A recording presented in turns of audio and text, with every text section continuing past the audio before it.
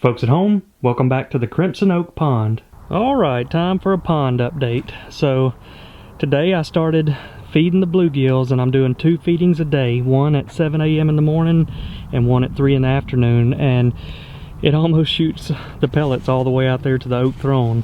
But basically I'm just running it for just a second, so it'll throw some pellets out there, and hopefully the bluegills are going to come up and start nibbling on it. They're probably still a little bit too small to eat the whole pellet, but I want to get them eating that high protein feed as soon as possible. Several weeks ago, before we started filling the pond up with water, I installed 3 LED lights, and I ran them to 3 different spots around the dock and buried the cables with pea gravel. Alright folks, time to turn on the underwater lights. So I just put my hat over the photocell to trick it and make it think it was getting dark. And it takes a minute for these lights to warm up, but you can already tell that one in the shallow end is pretty bright. So I'm going to leave the lights on over the next week, and hopefully these lights are going to draw those small bugs in, and that's usually what draws the bait fish in.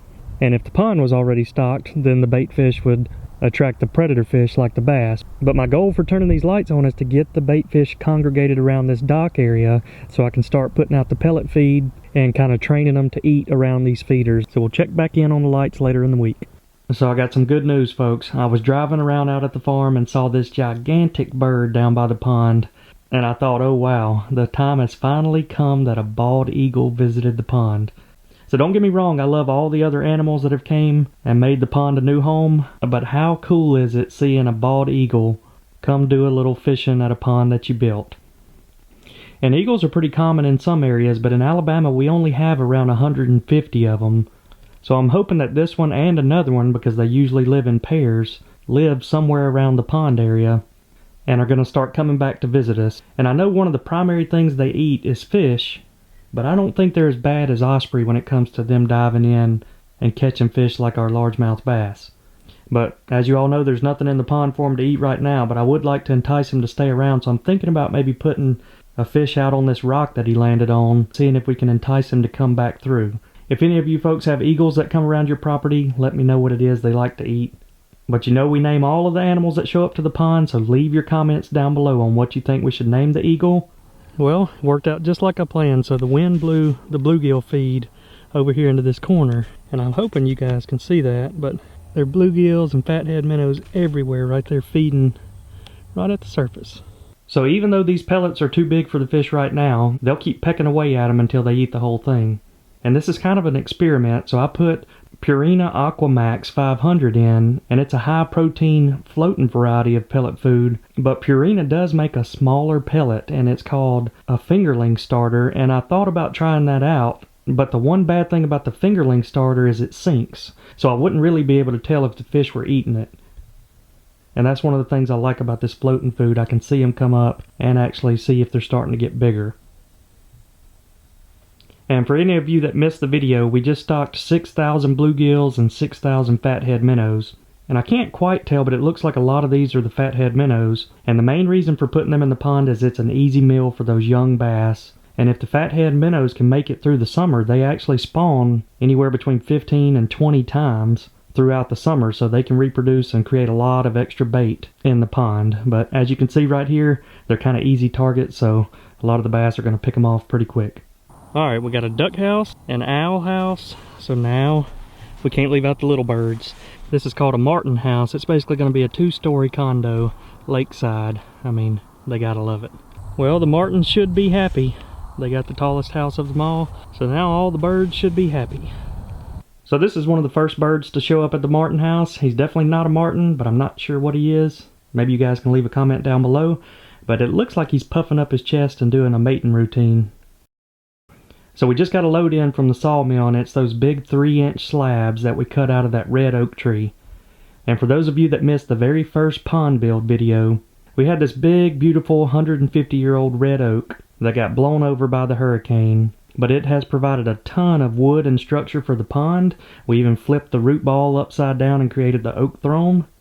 And this tree had a ton of wood in it. We took all the smaller limbs and cut 1-inch panel boards out of them. But the trunk of the tree was 14 feet long and between 6 and 7 feet wide at the base.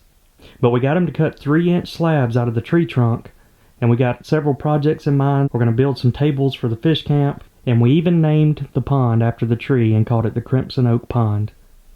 So one of the things we're going to do to these slabs is apply some end sealer, and basically it's like paint, because if you can see here, they'll start cracking, and that's where all the moisture escapes out of the tree.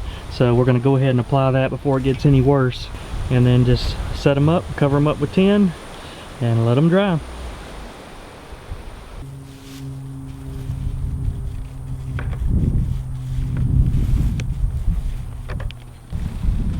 Here's a quick look at Liz applying it. And folks, we're going to use some of this wood to make some tables for the fishing cabin, but we're going to have a lot of slabs left over, so leave some ideas down below of anything else you think we should make out of it. We're kind of thinking about doing a big crimson oak sign at the entrance, but it's a lot of wood, so give us some ideas down below. And speaking of the fishing camp, we're going to give you guys an update on the cabin build. It's only about 4 to 5 weeks away from being complete, and the guys are doing a great job, and the company that's building this for us is called Alabama Custom Cabins. And I'm a big fan of their work so far. Pretty much anything you can come up with and imagine custom-wise, these guys can make it happen. And I'll put a link down in the video description if you're interested in checking them out. Those guys do a good job, and we're excited to see this one finished.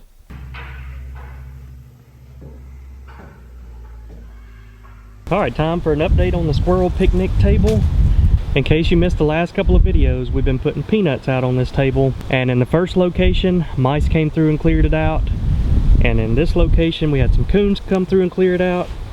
Check that out, they ate every piece of corn off the kernel there, knocked my little squirrel picnic table over, and even knocked the antenna off of my camera. So the coons wreaked some havoc over here. So we're going to move it to an area where we've seen Foxy hanging out. Alright, we got some pistachios, Brazil nuts, pecans, peanuts, and the corn. Get the camera set up. Come on out, Foxy. You can't make this stuff up. So I've been trying to lure Foxy into the peanut table, and it seems like every day I come out to the farm, he's sitting there eating the old peanuts out in the field. And he lets me get right up to him. I think all he wants to do is race. But he's literally right over here by the peanut table that I set up for him. His table is literally right there. And he hasn't found it yet. Come on. Right there.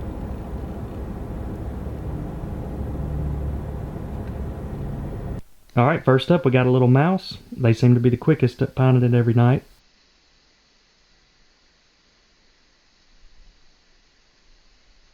Oh, and it looks like we got a possum making his rounds, checking out the peanuts.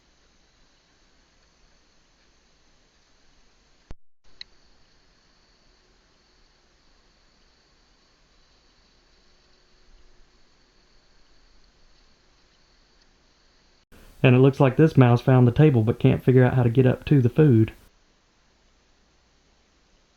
And the birds always come through and eat the seeds every morning. It looks like the possum knocked over our squirrel picnic table last night. But check out what that bird's doing. It looks like he's trying to break one of the seeds on the table.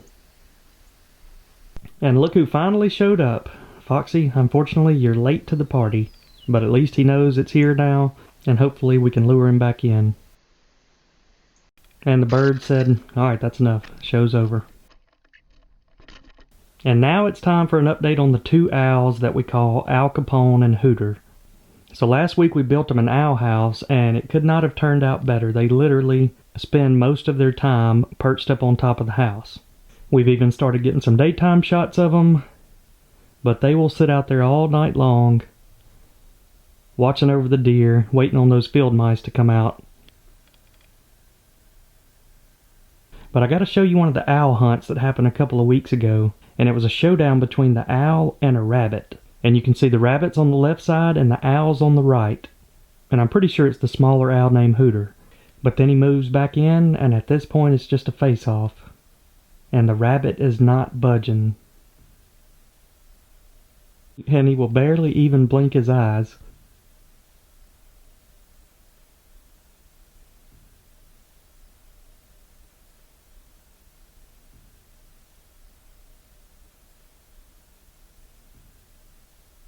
And Hooter's moving in, getting ready to go in for the kill. But for some reason, again, he slides off to the side. It's kind of like he wants to loop around behind him. So here's where things get really interesting. For just a split second, the owl turns around and turns his back to the rabbit. And the rabbit actually jumps over closer to the owl. They have to be just 2 feet apart right now. And this is where Hooter's plan backfires.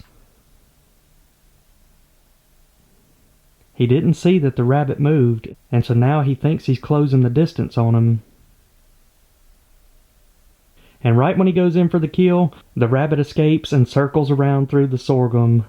And it's almost like they completely swap places. Now the rabbit's on the right. And he finally says, "I've had enough of these games," and flies away. You never know what you're going to see out here at night. So I went ahead and mounted a camera on the owl house, and hopefully if they start nesting in the house, we can get some close-up footage of them then, and also do some more time lapses at night. But you guys had some good feedback in that last video and said if I go ahead and mount the camera before they start nesting, then they won't mind it later on. So hopefully we'll get some good footage of that over the next couple of weeks.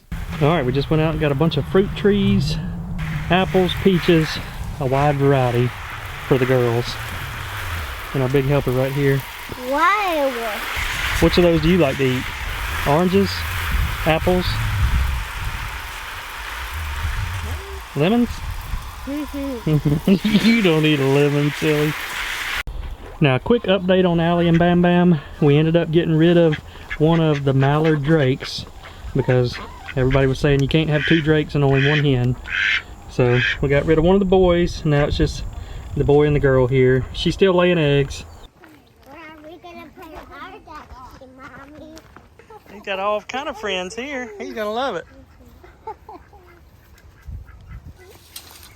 All right.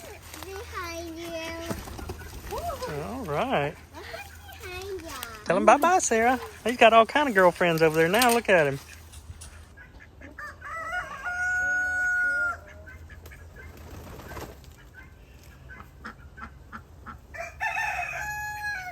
Now that the weather's warming up, they love eating some leafy plants and grass. So we're still kind of torn about what to do with the duck eggs. So she's laid several eggs now, and we're pretty sure they're fertilized, and if we put them in an incubator they would hatch and we'd have a bunch of baby ducks. But we don't really know what we'd want to do with them because there's still too many predators at the pond, and we hadn't decided a long-term goal for Allie and Bam Bam. But one thing we could do is hatch them and give them away. So let us know if any of you guys would be interested in a couple of baby ducks. Now it's time to feed Moby.